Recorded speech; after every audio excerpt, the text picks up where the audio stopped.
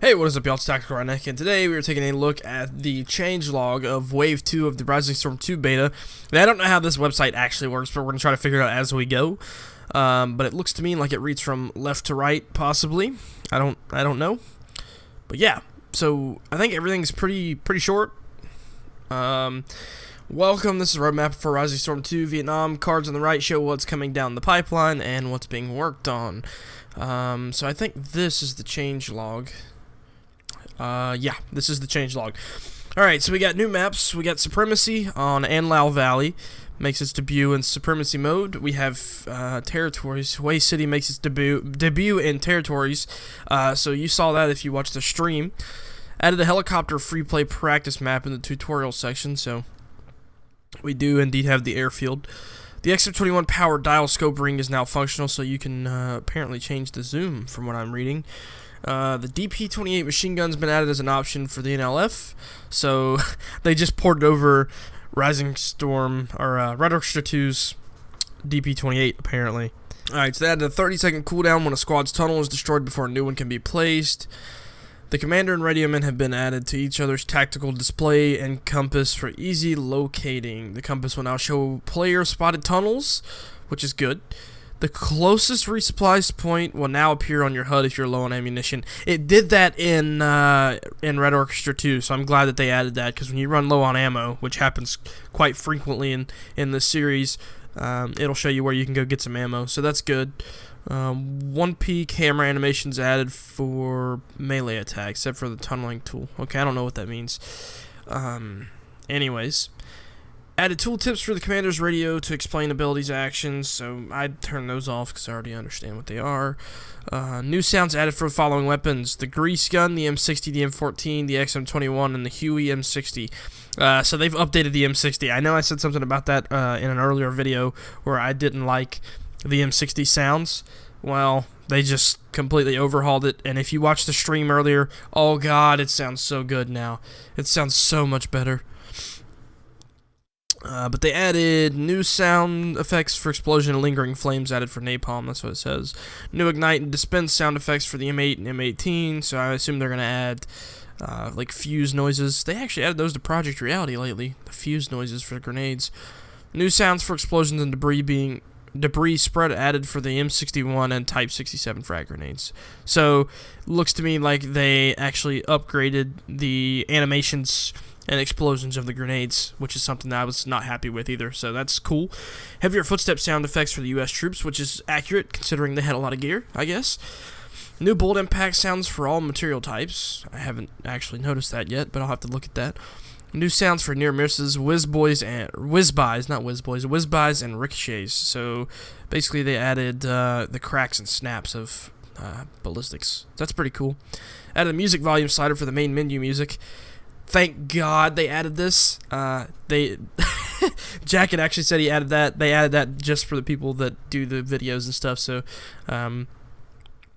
they can avoid copyright strikes and stuff from CCR and whatnot, and actually be able to monetize their videos.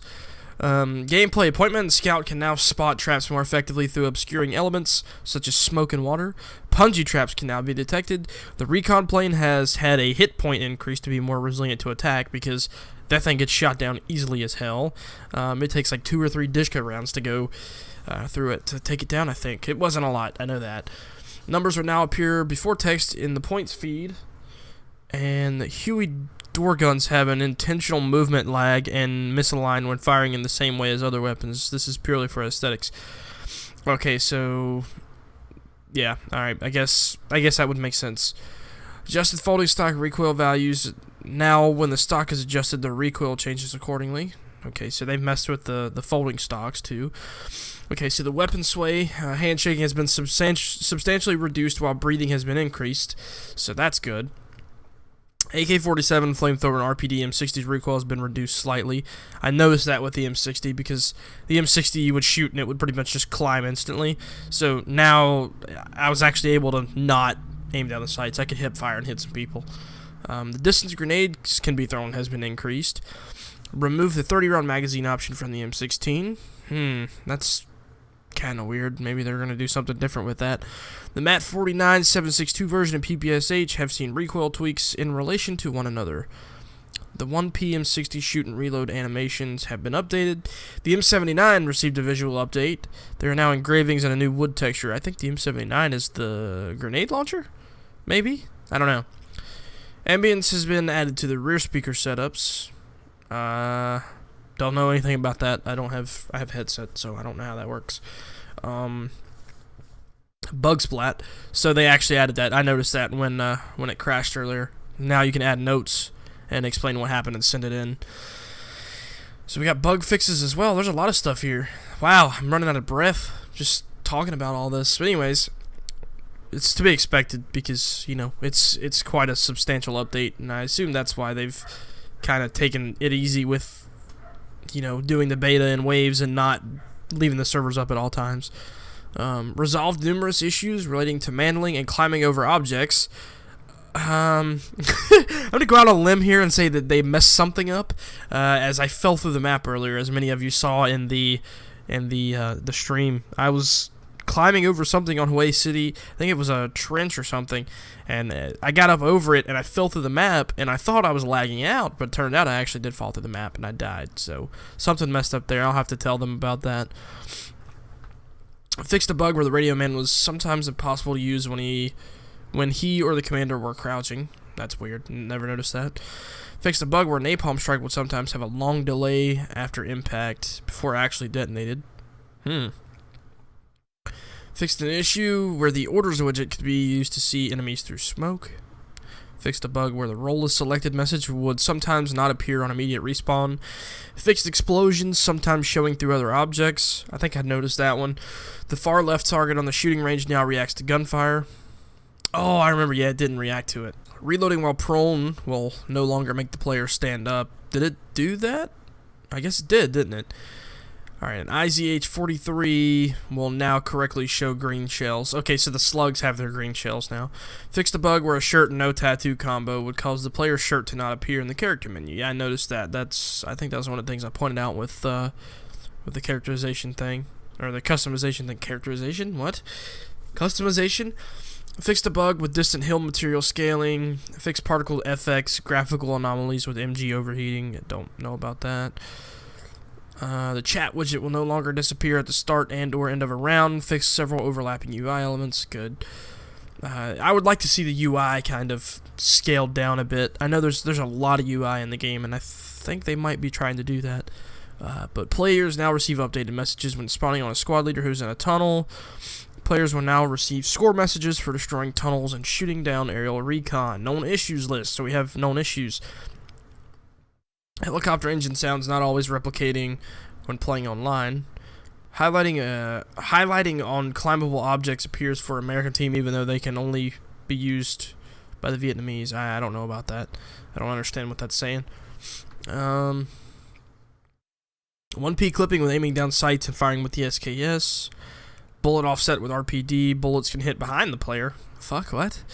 Muzzle flashes do not LOD. VNT Hawaii City, several disc heavy machine gun emplacements will duplicate when used. What? So they have an issue where the heavy machine gun will duplicate. Okay. That sounds a little bit overpowered. That's going to get exploited really quickly. Recon plane not appearing on overhead map. So they're having issues with Hawaii City, and that's to be expected as it's still in progress. They haven't really done everything they can do to that map. Hit impacts from helicopter and miniguns not displaying correctly online. Screen starts off dark when force spawned by commander. M79 smoke round. Okay, so smoke round is okay. Not damaging players. Bayonet attachment in third person will appear textured, untextured. Third person? Okay. Anyways, they had an attachment. I'm not going to open that. But yeah, so that's pretty much it. That's the changelog right there. But yeah, so I hope you guys enjoyed this little changelog video for those who are interested. They're actually planning on doing performance increase stuff here, so yeah. Anyways, I hope you guys enjoyed this. And I will see you guys in the next Rising Storm 2 video. If you liked it, leave a like and share the video, I guess. And yeah, I'll see you guys in the next Rising Storm 2 video. Hopefully I can stream it, and I can fix the issues with the stuttering and stuff with OPS. I don't know what the deal is. I think the game's just messed up. But again, as you can see, stability issues, performance issues, or improvements. So they're working on that in the next build. So by next time, it should be all sorted out mostly. But yeah, so hope you guys enjoyed this, and I'll see you guys in the next video. Thanks for watching. Peace out.